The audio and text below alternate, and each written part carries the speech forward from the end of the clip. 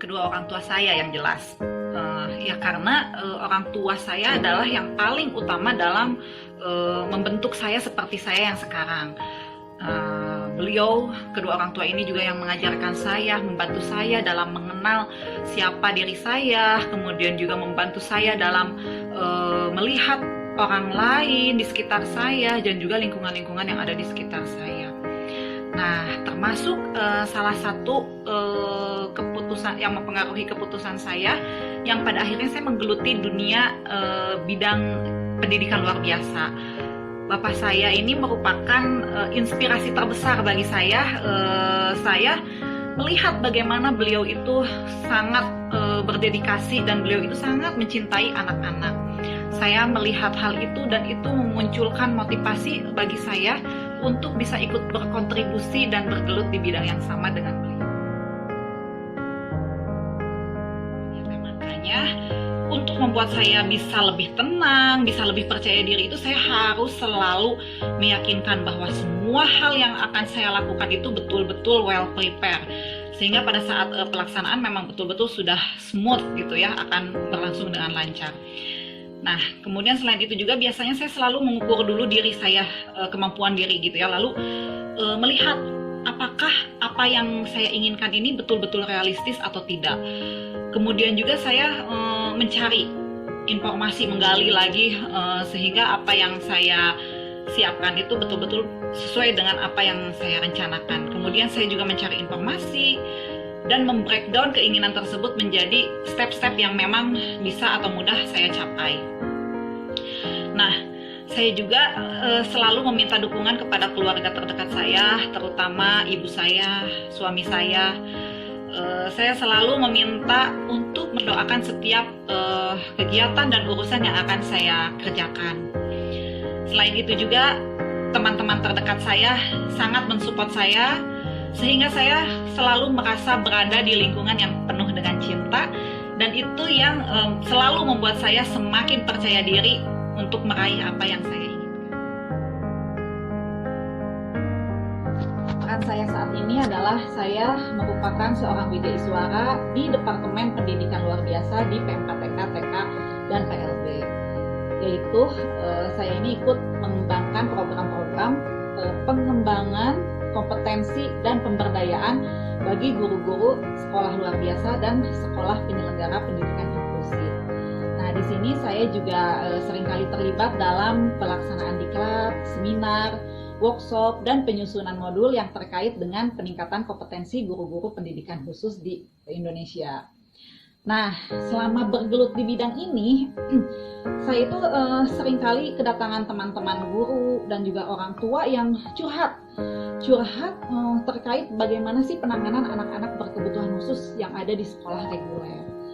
Nah, jadi seperti kita ketahui bersama kan, kalau pendidikan inklusi itu sekarang masih terus berproses ya. Jadi khususnya di Bandung ini kan banyak sekolah-sekolah, di situ ada anak-anak berkebutuhan khususnya, namun belum mendapatkan pelayanan yang optimal gitu ya. Jadi saya di sini berinisiatif untuk mengambil peran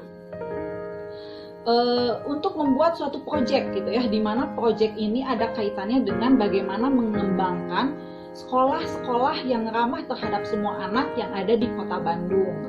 Nah, tentunya saya pun di sini tidak akan bisa jalan kalau hanya saya sendiri. Saya di sini dibantu oleh teman-teman handal lainnya, teman-teman wideiswara yang tak kalah handalnya, sangat handal, yaitu ada Ibu Umi Mardiati, ada Ibu Sri Handayani, dan ada Bapak Dede Supriyanto yang selalu mensupport dan mendukung program ini. Dan juga tentu saja kami juga disupport oleh tim manajemen dari PMKTK PLB yang selalu mensupport dan mendukung setiap kegiatan dalam proyek yang kami lakukan. Kenapa saya memutuskan untuk melakukan hal ini? Karena banyak sekali sekolah, guru-guru, dan juga orang tua di sekolah reguler ini membutuhkan pengetahuan dan juga keterampilan terkait penyelenggaraan pendidikan di sekolah reguler atau sekolah ramah, atau kita juga biasa mengenalnya dengan sekolah inklusi gitu ya. Nah, kemudian seiring dengan berjalannya proyek ini, kami gitu ya, saya merasakan sekali bahwa guru-guru, orang tua, juga para siswa ini mendapatkan banyak sekali manfaatnya. Sehingga itu membuat saya semakin termotivasi gitu ya untuk menyelesaikan proyek ini sampai tuntas. Dan rencananya jika ada kesempatan lagi nih, saya dan tim sebenarnya ingin memfollow up program ini untuk bisa ditransfer dan dilaksanakan di sekolah ataupun kota lainnya.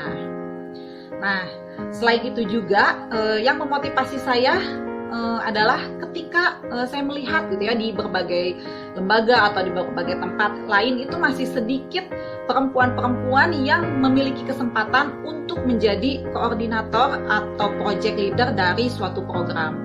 Nah, di sini saya ingin membuktikan sebenarnya khususnya pada diri saya sendiri gitu ya, bahwa wanita itu juga bisa menjalankan, mengkondak suatu program dan melaksanakannya dengan baik, serta hal tersebut bisa memberikan manfaat untuk banyak orang. Baik, yang pertama, jangan pernah takut untuk mencoba. Karena kita tidak akan pernah tahu limit kemampuan diri kita sendiri jika kita tidak pernah mencoba dan melakukan hal tersebut. Yang kedua, nah ini sebenarnya merupakan pesan yang selalu saya tanamkan untuk diri saya sendiri, bahwa kita sebisa mungkin harus berusaha berbuat baik kepada semua orang lain gitu ya. Ketika kita berbuat baik kepada siapapun itu, insya Allah semesta pun akan mengembalikan hal-hal yang baik, hal-hal yang positif kepada diri kita.